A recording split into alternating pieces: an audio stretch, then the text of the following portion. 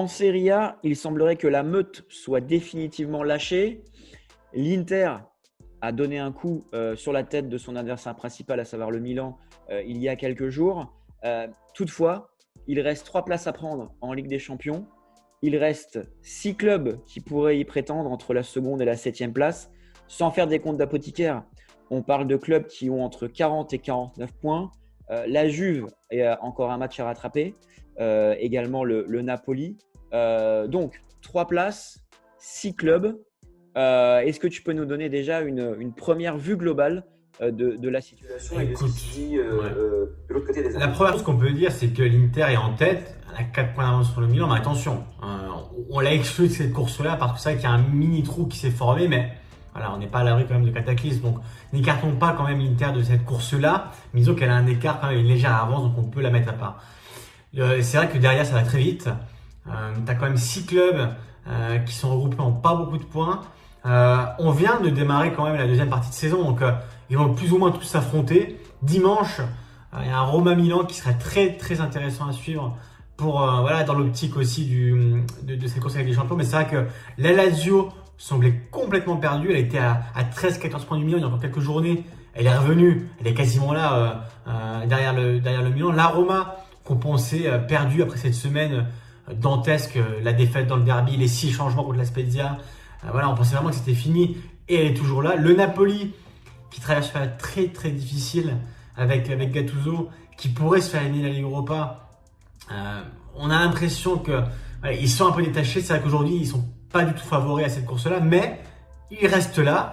Et c'est vrai que si tu enchaînes 2-3 victoires, que tu bats 2-3 concurrents directs, rien n'est fini. Donc c'est vrai que c'est une course où voilà, il y aura 3 déçus forcément, parce que quand tu es là et qu'à la fin tu vas parler des champions, et on sait que c'est l'objectif de tout le monde, tu auras forcément des déçus. Mais c'est vrai qu'aujourd'hui, dire qui est favori, c'est difficile.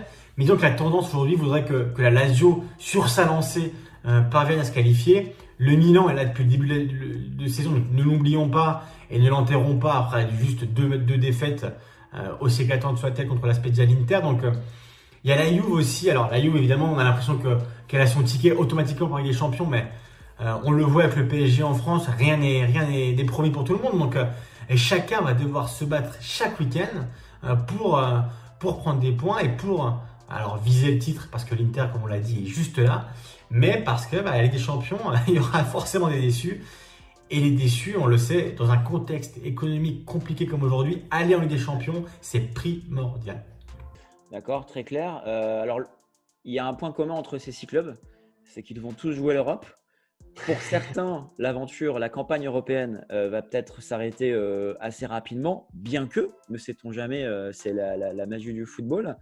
Est-ce que tu penses que dans une vision très calculatrice, certains de ces clubs devraient mettre vraiment encore plus de côté la Coupe d'Europe parce qu'il y a soit un manque de banc, soit un manque de maturité, soit le fait, parce qu'on le sait en Italie, le plus important c'est la Serie A. Qu'est-ce que tu peux nous en dire de cet effet européen sur leur campagne nationale? Tu fais bien de le préciser, Romain, pour ceux qui ne le savent pas, mais c'est vrai que le championnat en Italie reste la priorité quand même pour tous les clubs. La Ligue des Champions, évidemment, on va dire, est à côté, voire au-dessus, parce qu'avec les champions, évidemment, la compétition reine. Donc, quand tu as des matchs comme Lazio Bayern, comme Atalanta Real, forcément, tu te focalises sur ces matchs-là. Mais en Italie comme ailleurs, l'Europa League, honnêtement, on va dire, n'excite pas les foules. On a vu que Milan avait fait tourner contre l'Étoile Rouge. Le Napoli avec Grenade était dans une situation compliquée, donc il a pas pu faire beaucoup tourner. La Roma, elle, est parvenue quand même à prendre une grosse option en gagnant 2-0 et l'aller, donc et pourra faire tourner jeudi. Donc c'est évident qu'aujourd'hui l'Inter a une différence énorme avec les autres, c'est qu'elle a été éliminée de toutes les Coupes d'Europe. Alors c'est pas une gloire, au contraire, elle a terminé 4e d'un groupe où il y avait le Shakhtar, le Real, qui est quand même loin d'être le Real de la saison dernière, et le Borussia Mönchengladbach. Donc forcément c'est une grosse déception, mais aujourd'hui l'Inter a cet avantage d'être éliminé des Coupes d'Europe, de la Coupe d'Italie, et on voit que quand tu as un match par semaine, tu peux le préparer. Tu as une semaine d'entraînement dans les jambes, donc c'est beaucoup plus simple. Donc aujourd'hui, la Juve a perdu à Porto et l'aller. Est-ce qu'elle va parvenir à se qualifier la semaine prochaine, c'est une vraie question, mais c'est évidemment l'objectif de la Juve, parce que la Ligue des Champions est l'objectif de la Juve, en plus du Scudetto, du 10e qu'elle vise, de la fameuse place de 10.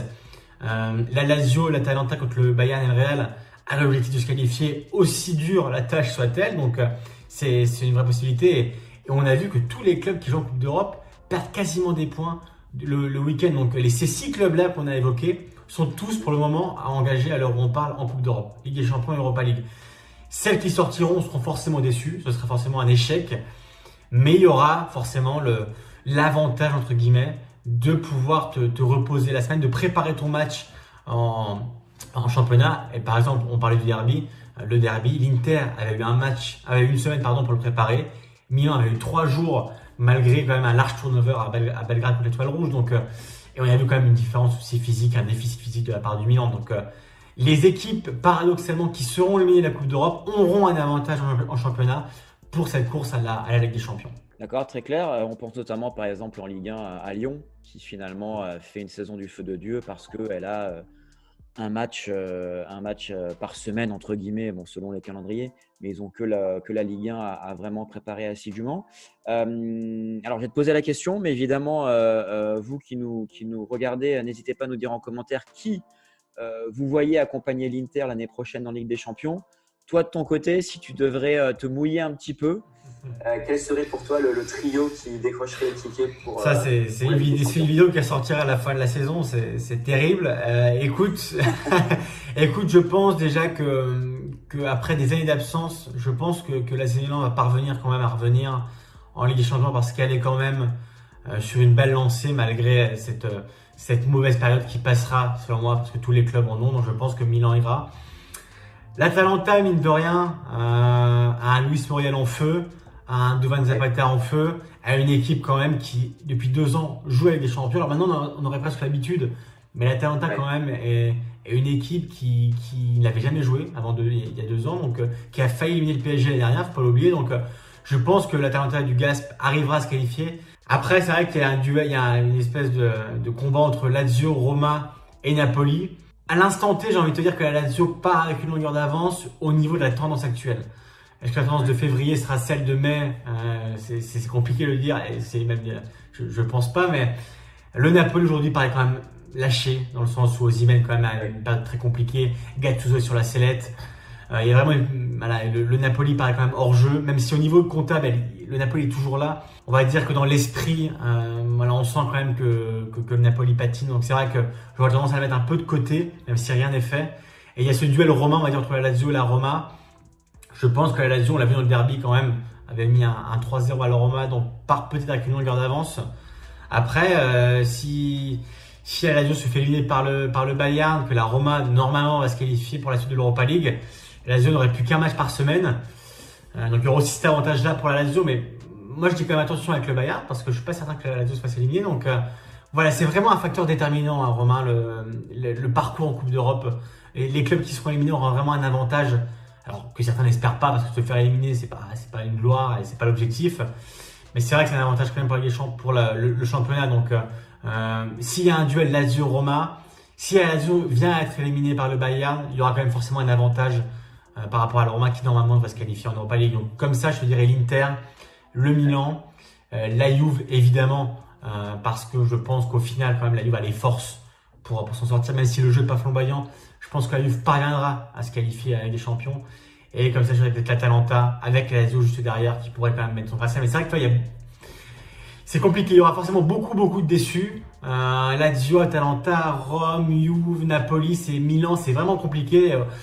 Te donner un pronostic à l'instant T, je me suis un peu mouillé, mais je ne suis pas certain que ce soit le bon. Donc, n'allez pas parier sur mes pronostics.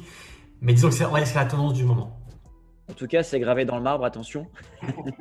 Et juste un dernier petit point, je note que pour toi, la Lazio va jouer crânement sa chance contre les Bavarois. Écoute, le Bayern n'est pas dans une période, on va dire, très prolifique, il y a quelques blessés.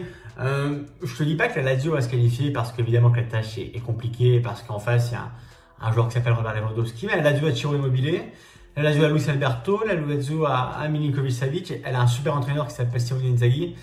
Donc la Lazio aura sa chance.